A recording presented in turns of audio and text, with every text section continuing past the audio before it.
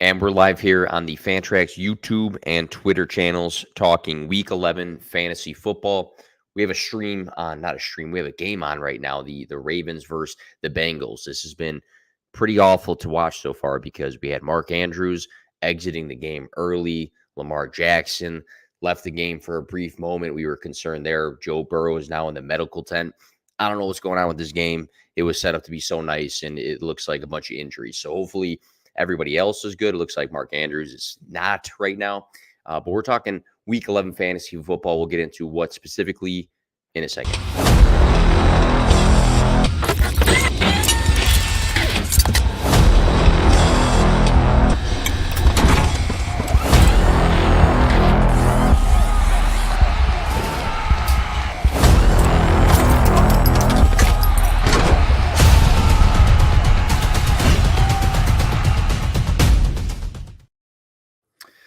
So every week for a Fantrax article, I look at every single matchup for that week's slate, and then I identify who has a positive matchup. And by positive matchup, I usually look at a combination of a few things. I look at yardage allowed by that defense. I look at the fantasy points per game allowed by that defense. And then I just look at the player performance and trends specific to that player. So we have a handful of guys to highlight tonight.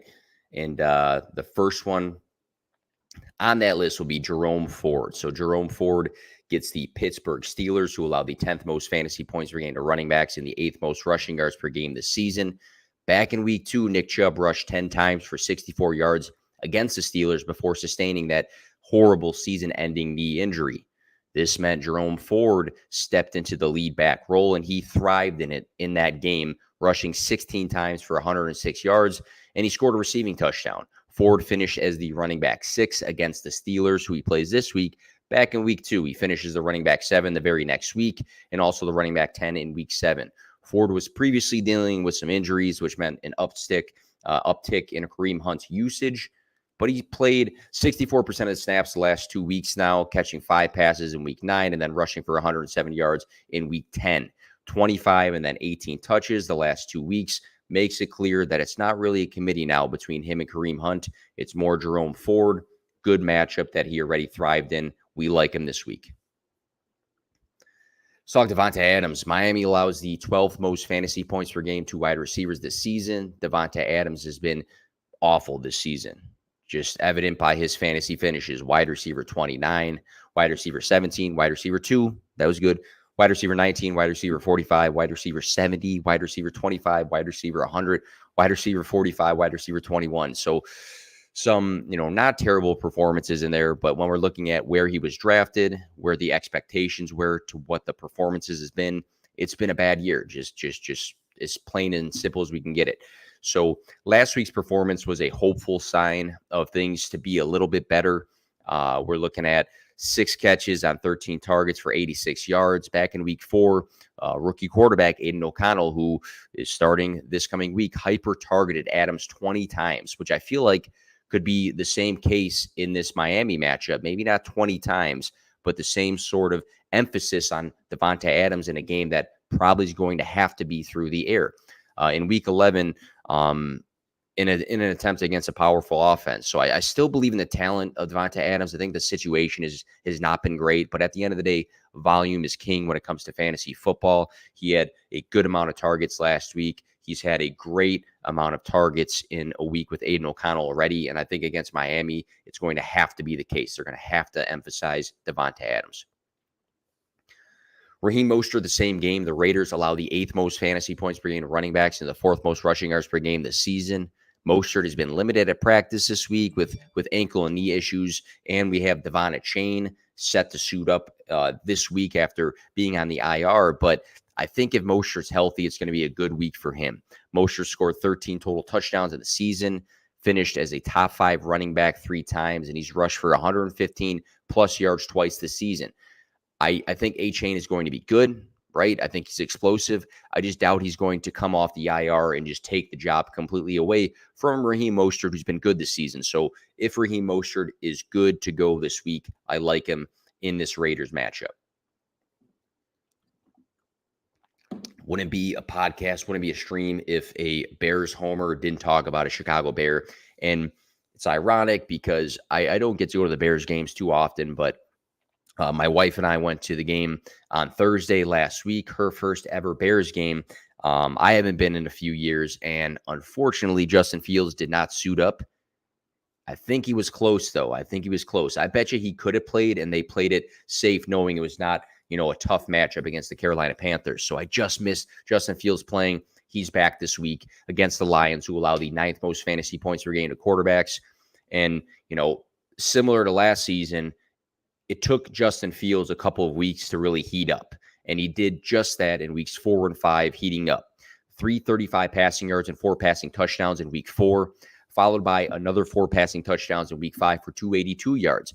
I went back and forth with several people in preseason just saying, hey, there's many, context reasons to why the Bears didn't throw the ball a lot last season, to why Justin Fields did not have a good year through the air. There was a ton of different reasons that I don't even need to outline right now and spend too much time on. But I think a lot of people just looked at such a low passing offense and and said, there's no way they're going to step up this coming season. And Justin Fields did absolutely that times like 10 in those 2 weeks where, he was throwing 4 touchdowns back-to-back weeks. So to all the guys that were pulling out the stats about historically this, and that didn't happen, I hope you reflected on that just a little bit. But he finishes a top 3 quarterback in those 2 specific weeks before exiting the next week, week 6, with an injury that has kept him out the following 4 games from the lineup.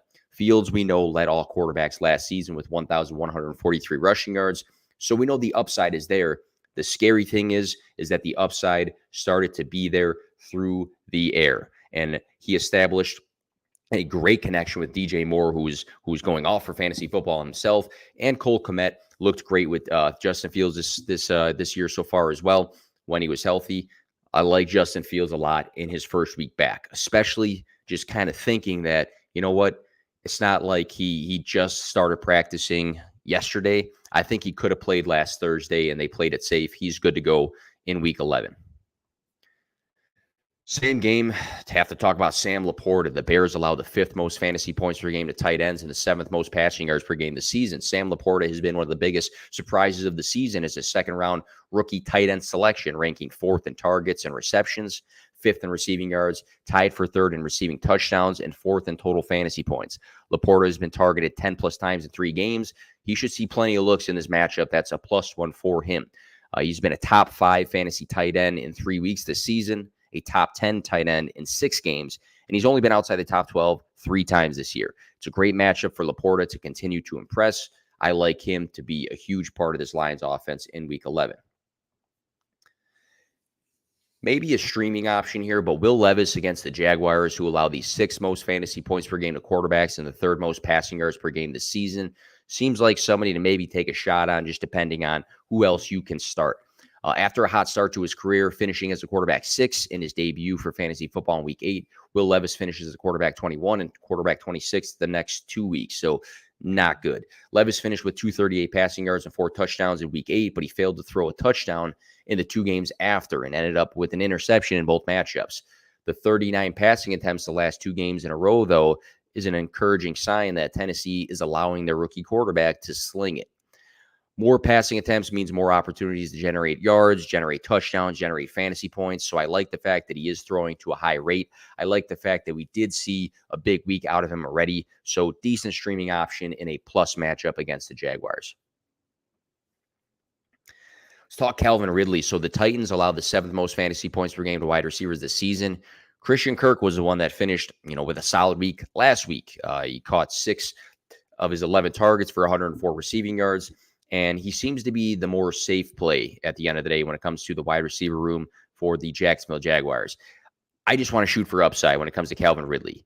I'll make the call again, and I'll apologize for it again if I have to. But, he failed me last week in that 49ers blowout. But the Jaguars just looked bad in general in that week. I think it could be a bounce back week. We've seen the big days out of Calvin Ridley. Wide receiver 6 in week 1, wide receiver 9 in week 5.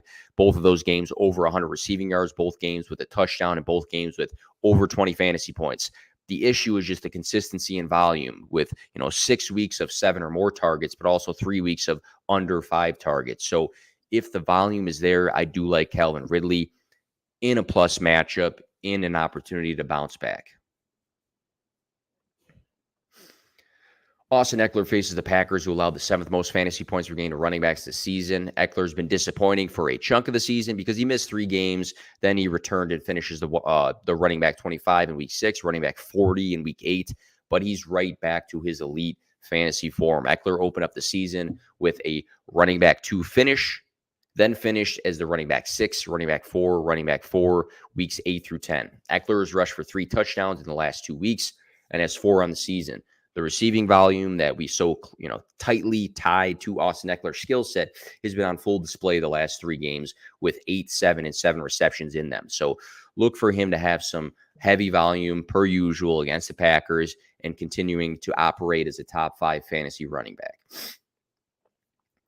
Jordan Love. So the Chargers allowed the 2nd most fantasy points per game to quarterbacks and the most passing yards per game this season. Jordan Love passed for a season-high 289 yards just last week, which marked his 5th top 12 fantasy finish on the year.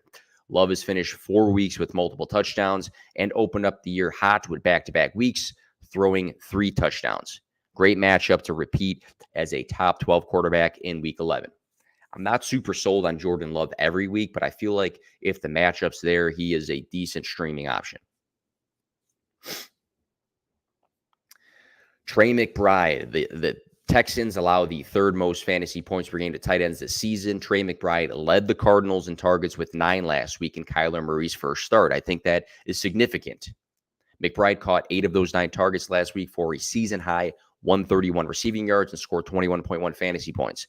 Back in week 8, McBride caught 10 of 14 targets for 95 yards and a touchdown, 25.5 fantasy points. That's 2 monster performances across the last 3 weeks with 2 different quarterbacks. So he's just good. It's just as simple as that. You got 2 huge performances across the last 3 weeks due to volume, and he produces with 2 different guys. He's good. He's good. Target volume paired with receiving yard upside implies that, McBride can be a great play rest of season, but he's a smash start this week just because it's such a pretty matchup. Same game, Devin Singletary. The Cardinals allowed the 3rd most fantasy points per game to running backs and the 5th most rushing yards per game this season. Dameon Pierce missed weeks 9 and 10 and looks to be on track to miss another game. He didn't practice on Thursday. Devin Singletary had a big day in week 10, rushing 30 times for 150 yards and a touchdown. 31 touches last week was an extremely high number of touches. It's heavy volume, and we love to see that when it comes to running backs for fantasy football. So he made the most of it last week. The Cardinals present a positive opportunity for Singletary to stay hot. I like him back in lineups if you really need a running back. Kind of pains me to talk about him because I whiffed on the only time I said he was a good start last week. Tony Pollard, who I was very anti coming into the season. I have the receipts. I was very out on Pollard, but the Panthers allow the 2nd most fantasy points per game to running backs and the 7th most rushing yards per game this season. It feels like a fantasy matchup that's do or die for Pollard after flopping last week in a really good matchup. If he can't perform against Carolina, I don't know, when he can perform. Pollard finished as the running back 5, running back 11, and running back 11 in 3 different weeks this season, but he's finished as the running back 26 or worse in 5 games. Pollard has played 64% plus of the snaps in all but 1 game this year.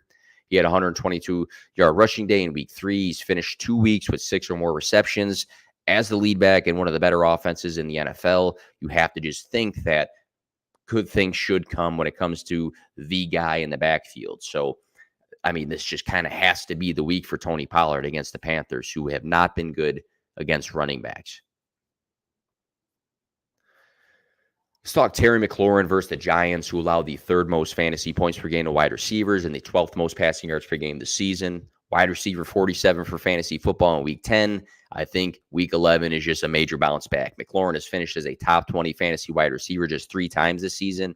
But what stands out to me is the target volume in the last 7 weeks. During this span of games, McLaurin has been targeted 8 or more times in 6 of them and 10 or more times in 3 of them. So the volume is there. We're just hoping that the production meets the volume, right? Scary Terry has been, he's finished games with 86, 81, 90, 63, 73 receiving yards this season. So maybe not a bunch of 100-yard days, but some decent receiving yards. And I think Sam Howell having the season he is with the volume coming in, we're hoping in a plus matchup that Terry McLaurin has a top 20 week at least. Mike Evans faces the 49ers, who allow the 9th most fantasy points per game to wide receivers this season. After cooling off weeks 8 and 9, he finished as a top 5 fantasy wide receiver just last week. He caught 6 of his 10 targets for 143 receiving yards and a touchdown. Week 11 marked Evans's 5th week scoring 17-plus fantasy points, 3rd week scoring over 20. He's earned 10 targets in 4 games. He's finished week 2 with 171 receiving yards, scored 6 touchdowns this season. It's been a good year for Mike Evans. He will be leaned on heavily in this matchup against the 49ers, who are 6-3. You know, it is a good defense, but they are very friendly to wide receivers, and the Buccaneers offense is going to have to match the 49ers offense. So Brock Purdy plays, again, same matchup, the Tampa Bay Buccaneers, who allow the 5th most fantasy points per game to quarterbacks and the 2nd most passing yards per game this season. Brock Purdy has finished as a top 12 quarterback in back-to-back weeks and 5 times this season. Purdy's coming off of his best fantasy week, throwing 19 for 26 for 296 yards and 3 touchdowns. He threw 365 yards back in week 8. He's thrown a 70% plus completion percentage in 5 games, and he's thrown multiple touchdowns in 4 games this season. Smash matchup for a quarterback who is hot right now. Brock Purdy is probably going to be my start of the week when I come out with that video tomorrow. So Breece Hall plays the Bills, who allow the 11th most fantasy points per game to running backs this season. Breece Hall has cooled off the last 2 weeks as the running back 23 and running back 27 after being on fire weeks 5 through 8. Since week 5, Hall has ranged from 52 to 70% of the snaps played, and he's coming off of a game where he played 70% of the snaps. So it's just telling you that Dalvin Cook is nothing but a handcuff at this point. Back in week 5, Hall rushed for 177 yards and a touchdown. He finished week 5, week 6, and week 8 with 5 and 6 receptions for 54 and 76 receiving yards. 3 weeks of 20-plus fantasy points across the last 5 games highlight the combination of rushing and receiving that Breece Hall can put on display at any week. So I think week 11 in a plus matchup against the Bills, whose running backs have been pretty efficient against, will be a good bounce back. Last guy I'll talk about on this podcast, but Joshua Dobbs. So the Broncos allow the 7th most fantasy points per game to quarterbacks and the 10th most passing yards per game this season. Joshua Dobbs has finished as the quarterback 5 and the quarterback 3 the last 2 weeks during his time as a Viking, after totaling 3 top 10 fantasy finishes as a Cardinal in the weeks prior. Dobbs has rushed for 66 and 44 yards with a rushing touchdown in each game as a Viking. He's coming off of 268 passing yards. Justin Jefferson's trending towards playing, which means Dobbs will have one of, if not the best wide receiver in the league, on top of TJ Hawkinson and Jordan Addison at his disposal. So you got a guy rushing the ball well with a very, very good set of weapons who has been balling out all season. You got to like Joshua Dobbs this week. That'll do it for the live stream. Make sure you are following the Fantrax socials wherever you did see this. Good luck in your week 11 matchups.